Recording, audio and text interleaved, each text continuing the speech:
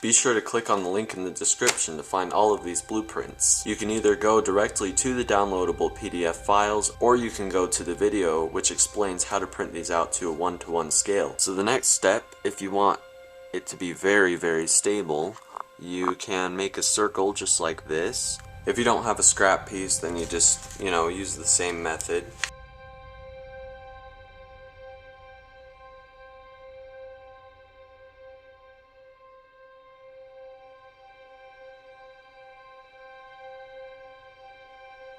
So all you need to do is cut around this big circle here, just right there, and glue it onto here and cut it out. And remember, the diameter of the circle piece that is actually cut out is going to be smaller than the diameter of the circle that is left over. And it's smaller because it needs clearance to be able to rotate freely. The outer diameter is 1.125, and the inner diameter, the circle cut out, which is here, is 0.600, which is from the center of this smaller wheel to the furthest edge. So this circle here is 0.600, excluding this extra cutout portion. Basically, this is the idea. This 0.600 circle would be glued on the top of this smaller wheel, and since this wheel lock is flush, nothing will interfere when that's turning. So if this is glued to the top of that, it will still have clearance in this circle, but this will add some extra height, which will allow this to turn and still lock just like it should, just like that. And then you can draw out a gear like this, or you can find gear generators. This is just the basic information that came with it. All you have to do is cut around a gear shape, whatever size you want, and glue it onto a 16-layer piece like this, and just cut it out. It takes a little while, so take your time. So that's what it looks like. And you can draw it out yourself, I just wanted to try and make things more simple. So what I'm going to do, since this is about 8 layers, you can basically, since there's a cross right there, since there's no center that you can actually see, this is very easy to line up, because I just line up this line with this line and this line with this line, and that should ensure that it is centered. So this will be glued on just like that. So take a 1/8 inch drill, and I know I use a 1/8 inch drill quite a bit, but it seems to be the standard size for this. So for the screws I'm using in particular, these screws are a little bit bigger than a 1/8 of an inch cylinder, and all I did was took a 1/2 inch strip and wrapped it around here. And if you don't remember how to make paper cylinders, you can go back and check out my older paper cylinders video. I'll link that in the description below. But basically, for these screws I'm using, this is slightly smaller than the threading on this. So I went ahead and basically took this outer diameter, the outside of this, and I found the equivalent size on this drill set, and it is an 11/64 inch, and all I did was drill right through this gear shape, and I drilled through the smaller circle piece here, and this part is glued on already, and I went a little bit inside of this smaller scale wheel. And the reason those holes are drilled there is because the outer diameter of this paper wrapped around this 1/8 inch drill goes through, and it fits nice and snug because it's the equivalent size of this. This is how the entire thing is going to be assembled. You have the main wheel and you have the half scale wheel glued on top, and all of the holes are the same.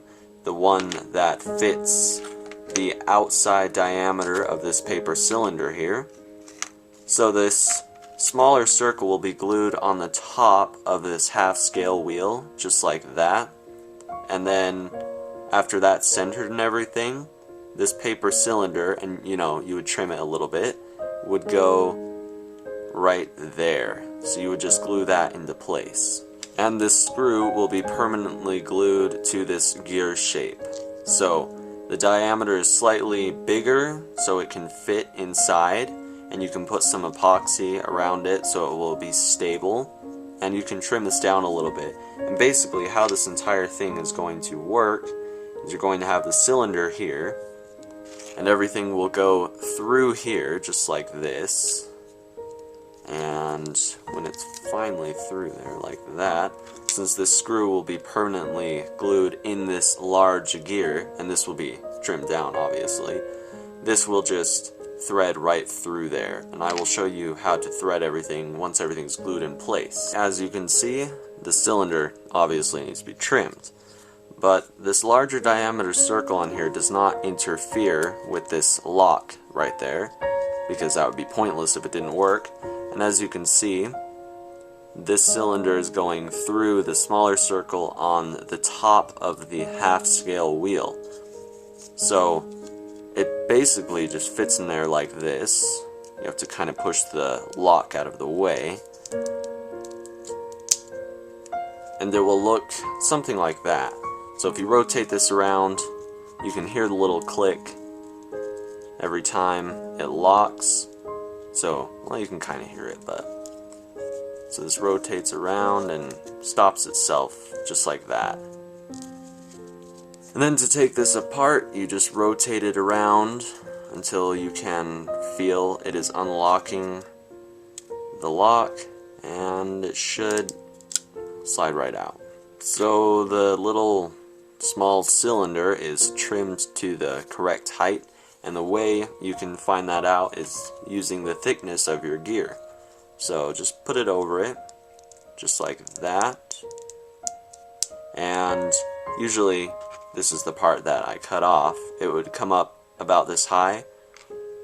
So you can take a pencil and draw around it, or you can just use your knife and cut around it. Now, depending on the type of screw you are using, whether it's a flathead or a Phillips head or any other type, and even different diameters, just make sure the cylinder matches and everything. I recommend putting this gear piece on the top or over that cylinder so it will keep its shape. And all you need to do is take the screw and start threading it in by hand, and you'll feel it catch. And once it gets really hard to twist, you can use a screwdriver. And since the inside is saturated with super glue, it should be relatively easy. And you can feel the resistance change when to stop going in. And then you take it out and you will have threads like that, if you can see the threads in there, which you probably can't on my camera, but you'll be able to see on your own. So if I put this in like that, everything rotates just like it should originally, and you can take this gear piece and put it on like that, and then you can thread this in. There it is, and you can see the screw obviously needs to be trimmed down a little bit, and everything still twists just like it should. The only problem is this gear is not connected. It's basically just, moving around with it. But we will fix that in a minute. Now you need to make a couple other small pieces, and they're going to look something like this. So first of all, before you make these pieces, you need to figure out how far your string needs to pull. And you do that by putting the rotating pin all the way to the back or all the way to the front. It doesn't really matter. Just make sure it's in that position. And you can line up the knot that you make, and you just hold it and pull the knot until it catches. And you use your fingernail or your thumbnail to hold it on the string, and you pull it until it goes 180 degrees, and however far that is, you make a mark on the frame piece. And I just used a pencil and marked it right there. That distance right there is how far the second knot on the string needs to go, and it will prevent over travel. So what I recommend doing is measuring from the center of this, which should be lined up with the center of the wheel, and measure it out to that point and see what you get. In my case, it is 1.395. Now you need to make a 16-layer piece like this, and if you don't have any scrap pieces like this, then you just make one. Basically, you just glue these small parts on here. As you can see, the two small pieces there, the longer piece right there, both of them, and these longer pieces here. You need to cut out two 16-layer pieces of all of those. For example, I just cut this piece off of here, so it's just like that. Just took my knife and cut that off. And since this piece over here, right here, is 800 thousandths of an inch long, all I need to do is measure on the calipers to 800 thousandths and measure two of these, because it's going to be two 16-layer pieces glued on top of each other. As you can see, it's stacked up in this direction here. So all you need to do is put a little bit of super glue here and make sure they're both stacked up in the same direction, and just glue it on top of each other so it's stacking up like that. So make sure you don't glue in layers this direction. I know a lot of you are probably going to want to try that, but I wouldn't recommend doing that because the layers will just peel right off if you layer them up that way. Sometimes the shortest method isn't always the best one. You may end up using more time trying to replace that part. So now you need two of these longer pieces like this and two of these shorter pieces like this. Now these are all just cut off of a 16-layer piece and then stacked on top of each other, which gives you about 140 thousandths of an inch, which is the height of the wheel housing, at least from the base. So the longer pieces need to be 1.300 long, and obviously two 16-layer pieces, and then wide like this, it needs to be 55 thousandths of an inch, or close to that. They are going to be placed here like this. See how this lines up right there? So it goes on the wall and it comes out to this line. So it doesn't necessarily go all the way back here because it's only 1.300. So that's it. And then the other one goes here, and these short pieces are 800 thousandths of an inch long, which is significantly shorter.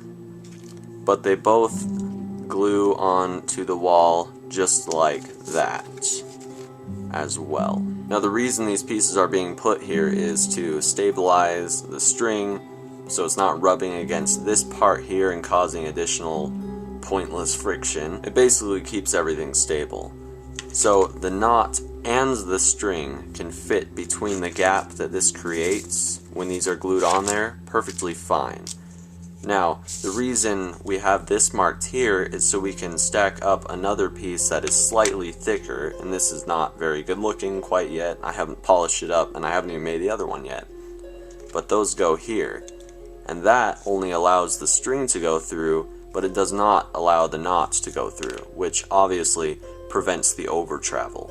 So one more thing needs to be done to these pieces before they get glued inside of this, and basically you need to take a file or some sandpaper or even a knife and cut it down a little bit so it's slightly chamfered or beveled, and you do that to the inside of both of these long pieces. The short one you don't have to, but the long ones you probably should. And that is because the knot needs to go through this area and you don't want it to get caught on a corner or something. And technically you can do it on these two shorter pieces, but they would be on this side, not this side. You can see how those two pieces are glued in there like that. They're just those two really long pieces, and the cut edges are on the inside. So you can take these shorter ones, and I wouldn't recommend beveling the edge that is going toward the circle, but I would recommend beveling the edge going back this direction. Try and keep this edge square. You can round it a little bit, you just don't want it to cut your string or your rope. So these two pieces will glue right there and right there. So as you can see, the two short pieces are glued there and the two long pieces are glued there. and those are both 55 thousandths of an inch thick.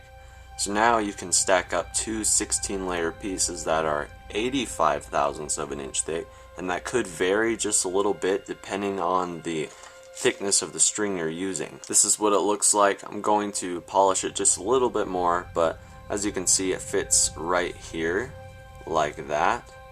And you don't need to bevel the edge or anything. You could do it toward the front, but it's not completely necessary. And both of these pieces are 85 thousandths of an inch thick. So these are 55 and these are 85. And that could vary a little bit depending on the thickness of the string you are using. So you can represent this by putting it just like that. And the knot and the string fit through this section right here just perfectly fine, as you can see, if I can put it there. And if I keep pulling, the string can go through the front section here just fine, but as it keeps going, the knot can't go forward anymore beyond this little step point right there. And that is determined by how far your wrist needs to pull or how far your finger needs to pull the string. This is what the string looks like. One part is attached. I used like a slip knot, and the rubber band is attached there. This knot is the one that rotates the wheel around, so you can just, put the wheel and the gear piece just like we've done before. And then this knot right here, this one was a mess up, so you don't need two, you only need one, and that knot prevents it from over traveling. As you can see, it resets just like that because of the wheel lock. Now if I put this all the way back to this position, which is the position you want it to be in when you want it to shoot out, if I put it there, as you can see, it works. This will start to function if you line everything up like that. It should start to work. And if it's not, make sure you're not applying too much pressure anywhere, because the screws will keep a steady, even amount of pressure.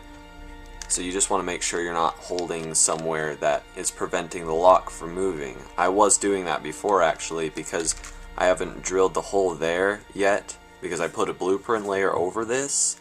So you want to make sure you're not pushing down, preventing this lock from pivoting, which doesn't allow this to go out. Now remember, this string has 3 knots here, and you position them however far apart works the best for you. So sometimes you might need a little bit more spring tension. If you're using lubrication for this wheel to work, you might need a little bit less spring tension. And it really doesn't matter. As long as your positioning is correct, everything should work. So remember, these numbers here might not work perfectly for you, so you might need to change it just a little bit, but these are the numbers I'm using for the knot placement. So from where the rubber band stretches, like all the way down at the base, to the knot that actually rotates the wheel here, it is 1.140, and from the knot that rotates the wheel all the way to the knot that prevents over travel is exactly 2.00, so 2 inches. Like I said, ignore that little knot right there. That was a mistake. If you want to know what happened, you can watch update 20. It was just one of my older update videos, not part of the tutorials. So now we're going to be drilling some holes here, and there's going to be a hole that goes through here, through the top cover, and through the base. I've explained how to drill holes before, but basically how you do it is you start off with the smallest drill. This is a 1/16 inch drill. These are the screws I'm going to be using. You can pause the video if you need to. I found this at pretty much any hardware store. And what they do is they're machining screws pretty much. And this is what they look like. Now they're going to be slightly smaller than the actual hole that will be in here. This is the size of the hole. This is a 1/8 of an inch hole. So as you can see, this fits through there nicely without actually going into the walls. And it has a nut that goes on the other side. So these are 1 inch long. So it will go all the way through the hidden blade and the wheel housing, which means you'll be able to tighten the nut on the other side, like that.